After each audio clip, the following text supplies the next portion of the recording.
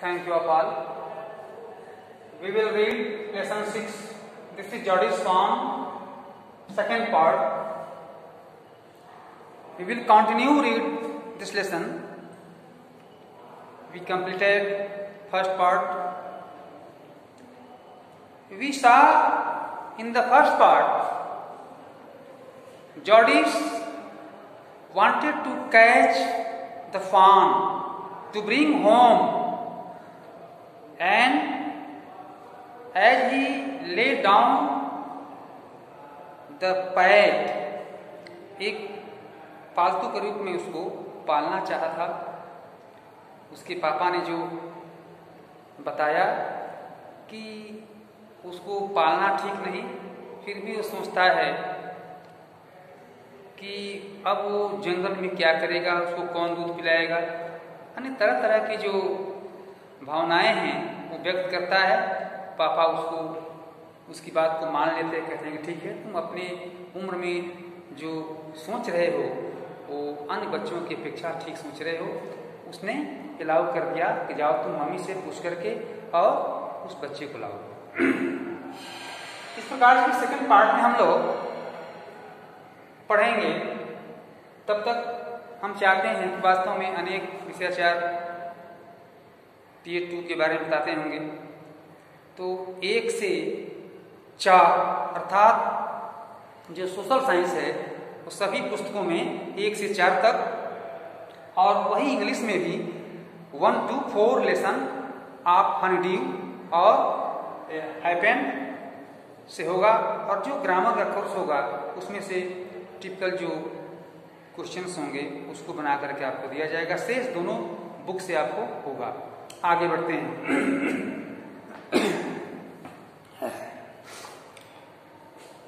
Open your book and see the para, the second part. Jodi gave himself over to thoughts of fawn. Jodi क्या करता है? Jodi gave himself over to thoughts of the fawn. Jodi जो है अब ये फान पर वो विचार करना शुरू करता है, थाट करना कि वो कैसे उसको हम लाएंगे और किस प्रकार के उद्देश्य को हम पूर्ति करेंगे, बनाएंगे। दे पास्ट एबैंडन्ड क्लियरिंग। अब वो क्या किया कि मिल को मंगा करके और उस पर सवार होकर के और वो रास्ता पर सवार हो गया, अर्थात वो चलना शुरू कर दिया। ही सेड, कहता है, cut to the north, north में चलो, अर्थात यहाँ से वो आज्ञा देता रहता है, क्योंकि उसको देख चुका है ना कि कहाँ वो मरा है या कहाँ पर फान मिल सकता है। अब मिल को बताते हुए डायरेक्शन की जो दिशा है उसको बताते हुए, cut to the north mill, it was up there that pa got bitten by the snake and killed the dog and I saw the फान। कहता है कि वहां उत्तर में की दिशा में चलो जहाँ की पापा को स्नेक ने काटा था, और वहां वो snake and killed the dog, और वहीं जो है वो हिरनी को मार करके किल्ड द डॉग एंड सा द फान, और वहीं पर हमने उस फान को भी देखा था जहाँ की वो अपने बच्चे के साथ वो हिरनी थी। Suddenly Jody was unwilling to have mill with him. Suddenly अचानक Jody was unwilling to have mill, वो मिल कहता है कि कहीं ऐसा ना हो कि तुम उस जंगल में किस प्रकार से रहोगे, भूल जाओगे। If the fawn was dead, फिर कहता है कि नहीं, यदि मन में सोचता है वास्तव में यदि अब वो जो फान है हो सकता है मर चुका हो, और could not be found, और वो पाया न जा सके, मर भी गया हो और पाया न जा सके, तो इसका मतलब निराशा हाथ होगा। He could not have his disappointment seen, इसलिए वह अपने साथ जो है कुछ ये डिसअपॉइंटमेंट सीन अर्थात कुछ न पाने की, अर्थात उदासी की ये जो बातें मन में आता है कि जैसे हम कोई काम के लिए चलते हैं तो ये मन में पाने के भी, काम का हो जाने का भी, काम का ना होने का भी, ये दोनों चांसों की बात जो है आदमी सोचता रहता है। ऐसे ही वो जॉडिस जो है अपने कुछ उदासी की बातें उसके मन में आती है कि कहीं ना मिले। And if the farm was there, और if the farm was there, और वहां बच्चा हो, अर्थात वो हिरण का बच्चा हो, the meeting would be so lovely and so scrape that he could not endure to share it। अब इस प्रकार की वो विचारें उसके मन में आता था कि वो वहां हो या ना हो, पाया जाए या ना पाया जाए, ऐसे वो एक विचार उसके मन में आती थी। He said it is not far now, अब ये दूर नहीं है। चलते चलते वो कहता है कि अब ये वो रास्ता दूर नहीं है, अब हम लोग कुछ निकट आ गए हैं। But the strobe is very thick, लेकिन वो जो रास्ता इतना पतला था, जो झाड़ी नुमा रास्ता था, फॉर ए हॉर्स, वो घोड़े के लिए, जहाँ की वो I cannot make it on foot. अब कहता है कि वो वहाँ घोड़ा नहीं जा सकता। ऐसे जंगलों में पगडंडी और कितनी पतली रास्ता थी जहाँ की वो हिरनी मरी थी, और वहाँ पर वो भी गया था उसके पापा, और वहां तक वो घोड़ा नहीं जा सकता था।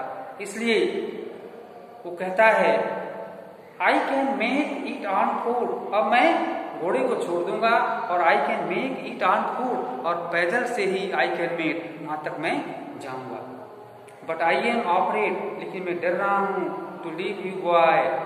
अब मिलविल पर जो सवार जो बालक है, मिलविल उसका नाम ही है, वो कहता है कि मैं तुमको वहां तक छोड़ने में डर रहा हूं, क्योंकि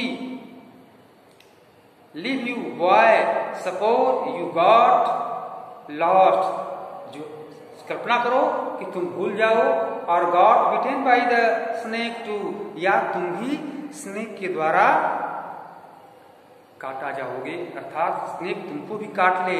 ये दोनों में से कोई परिस्थितियां हो सकती हैं, इसलिए मुझको तुमको छोड़ने में डर लग रहा है। आई सेल टेक केयर, कहता है कि आई सेल टेक केयर, मैं ध्यान दूंगा। It might take me a long time to find the fawn, लग सकता है कि फान को पाने में ए लॉन्ग टाइम, बहुत समय भी लग सकता है, लंबा समय लग सकता है। It has, if he has wandered leave me off right here, इसलिए आप यहाँ रहिए, हम उसको छोड़ दीजिए, मैं वास्तव में उस फान को पता लगा कर खोज करके आऊंगा। ऑल राइट, कहता ठीक है, but you take it easy now, लेकिन तुम इस चीज को आसानी से करना। You know north here and east, कहता है कि वो नॉर्थ हेयर एंड ईस्ट, उत्तर पूरब, अर्थात इस प्रकार के जो कोई रास्ता जाता हो और वहां से तुम जानते हो, उसको पता करके आओ। देयर एंड देयर, वहां और वहां। दैट टॉल पाइन मैक्स, एक पाइन का जो ट्री होता है वो मैक्स से बियरिंग वहां से गुजरता था।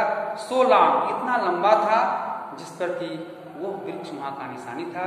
So long Millville I am obliged, मैं आभारी हूँ कि लगता है कि तुम वहां पर जो ऐसे भयावह वृक्ष हैं जिसको तुम उस पर अलग अलग की पक्षियां और डरावनी दृश्य रहता है, तुम उससे डर न जाए। He waited for the sound of the hoofs, एक प्रकार का एक झाड़ी से वो आवाज पाया, टू इन वहां तक में। देन कट द राइट, जहां से वो दाहिने मुड़ करके और देखता है। द स्क्रब वाज स्टील, ये झाड़ियां कितनी शांत हैं और कैसे वो रास्ते में कितने विहंगम वो दृश्य है। Only his on crackling of twigs sound across the silence, जहाँ की एकदम क्रैकलिंग ऑफ जो ऐसे पशु पक्षियों की आवाज कलरव नहीं होता है, जैसे कि देखते ही डरावनी होता है। कुछ शांत में कुछ ऐसे पक्षी बोलते हैं, जैसे उल्लू आप देखते हैं, शांत बोलता है तो कितना भयानक लगता है। कुत्ते अधिक मात्रा में शोर करते हैं तो एक अलग लगता है, परंतु एक सियार बोलता है, एक जैकल बोलता है रात में तो कैसा लगता है। तो इस प्रकार से एक ऐसे साउंड वहां पर उत्पन्न हो रहा था।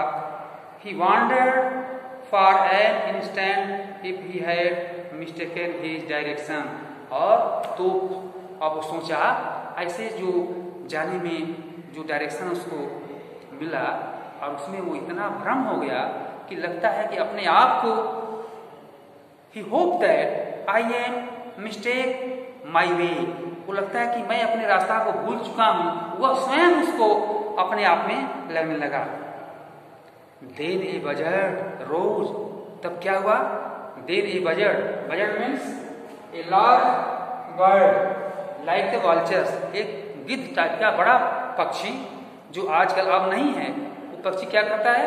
वो पता कर लेते हैं गाय, भैंसे, भैंसों, काऊ, डॉग, जितने प्रकार के जो पशु पक्षी मरते हैं वो उनको गंध से गंध किया हुआ मांस जो है वो खा लेता है वो गिद्ध। ऐसे कुत्ते भी हैं, आप देखते हैं कई दिन के मरा हुआ ये जो मांस है उसको भी खा लेते हैं। कौवे भी लाइन से मरा हुआ कहीं पाते हैं सब तो वो खा लेते हैं। इस प्रकार से in the buzzard rose in front of him and flapped into the air। एक गिद्ध को देखा जो हवा में उड़ते हुए पांव फड़फड़ाते हुए वो आया। and he came into the clearing under the oaks। और oaks वृक्ष वहां करके बैठा। the buzzards sat in a circle around the across of the dog। जो डॉग जहां मरा था वहीं मरने के स्थान पर वो जो buzzards हैं, जो गिद्ध हैं, वो एक साथ बैठ करके खा रहे थे। They turned their heads around their loud stony necks and he asked him। वो उठा करके अपने गर्दन को देखा तो वास्तव में ये सभी एक कोलाहल वही कर रहे थे जो जहां मरी थी हिरनी और जिसका जिगर वो हार्ट और लिवर को किया गया था और सारे मांस को ऐसे पड़ा हुआ था जिसको गिद्ध खा रहे थे। He threw his bird his paw and at them and they flew into the adjacent tree। और ऐसे वो खाते थे और फिर उड़ करके अपने उस पेड़ पर बैठते थे। The sand soared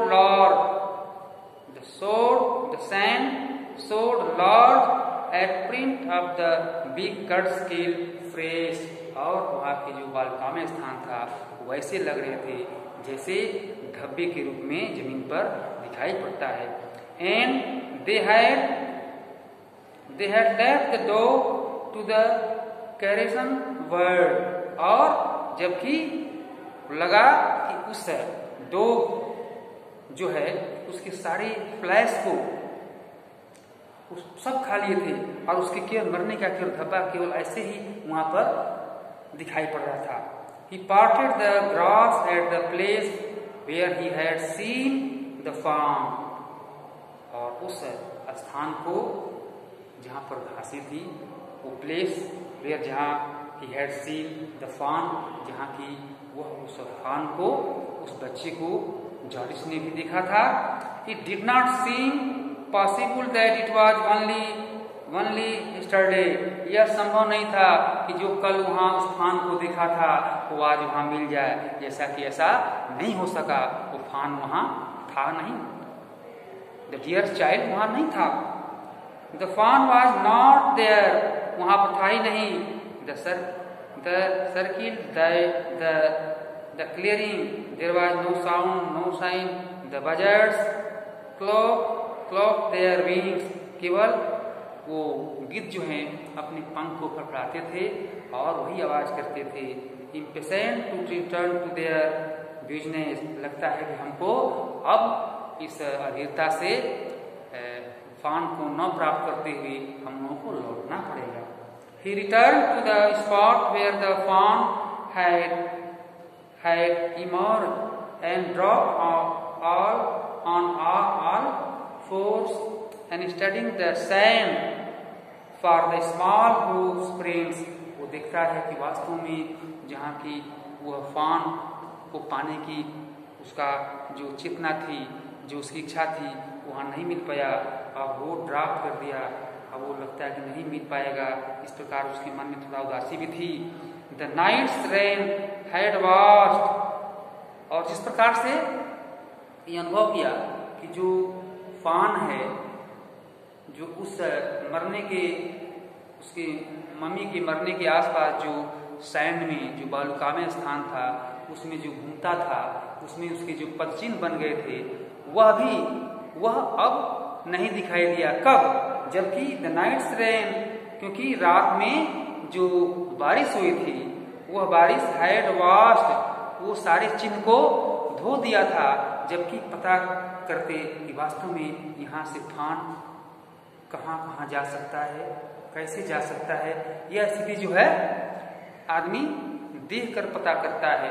कुत्ते जो है जहाँ से मर्डर होता है वहाँ से वो सूंघ करके वो पता करता है कि वास्तव में यहाँ से कूद कर ये या कैसे उछाल मार करके किसके द्वारा, किस डायरेक्शन से वो चोर या वो क्राइमर गया है, क्राइम करने वाला। ऐसे पता करते करते सूंघते सूंघते उस अभिष्ट स्थान को प्राप्त कर लेता है। ऐसे भी पशु पक्षी भी हैं जिसको जहाँ आप छोड़ेंगे तो आपके दरवाजे तक वो आ जाएगा, क्योंकि वो सूंघते सूंघते उनके स्मेल पावर उनका जो है हाई होता है। ऐसे अभी जॉडिस कहता है कि अब तो ऐसा कोई डायरेक्शन, ऐसा कोई ये धब्बा और ऐसा कोई पदचिन्ह भी नहीं है जिससे कि हम लोग देख सकें कि वो हिरनी का बच्चा कहाँ कहाँ वो गया होगा, क्योंकि रात की बारिश में वह चिन्ह जो है वास्ट हो गया था, धो डाला था। In away the all tracks, और सभी उसका जो चिन्ह है, ट्रैक्स हैं, except those of cat and buzzard, जो बजट जो गिद्ध हैं और ऐसे जो उसको खा रहे थे, उसके शरीर को, उसके डाइट फ्लैश को, मरे हुए मांस को जो खा रहे थे, केवल उन्हीं का चिन्ह था। इसके बाद और चिन्ह वहां से मिट गया था। इस प्रकार से वह जॉडिस इस पार्ट में he cannot take the dear childs, he come back to without फान, वो बिना फान को अर्थात नहीं मिल सका। इस पार्ट में अभी ऐसे लौट गया। इस प्रकार से भैया बहनों हम लोग अभी परीक्षा के बारे में समझे हैं। शेष भैया बहनें भी जो आप जानते थे कि पहले टच करके लिंक आता था तो पेपर को हम क्वेश्चन मोबाइल में पढ़ करके और तब उसको हम लिखते थे उसका कॉपी में और उसको हम पीडीएफ बनाते थे। परंतु अब आपका क्वेश्चन लिंक के द्वारा खुलेगा, आप टच करेंगे तो वहां पर आपका प्रिंटर आ जाएगा। वहां पर पहले नेम लिखेंगे, रिक्वायर्ड आएगा नेम, तो नेम अपना लिख देंगे। फिर अलग अलग जो है क्लास का, फिर टच करेंगे तो प्रिंटर आ जाएगा, क्लास लिखेंगे, है सेक्शन लिखेंगे। ऐसे लिखते हुए आपका ये प्रश्न आएगा और प्रश्न आप जो करेक्ट होगा उस पर आप टच करेंगे और फिर सबमिट करेंगे। फिर प्रश्न आएगा, टच करेंगे और सबमिट करेंगे। ऐसा करते जाएंगे। फिर एट द लास्ट अंत में आप फिर सबमिट करेंगे, आपका पेपर हल हो जाएगा। आचार्य भी देख लेंगे, आप भी देख लेंगे। Today in this lesson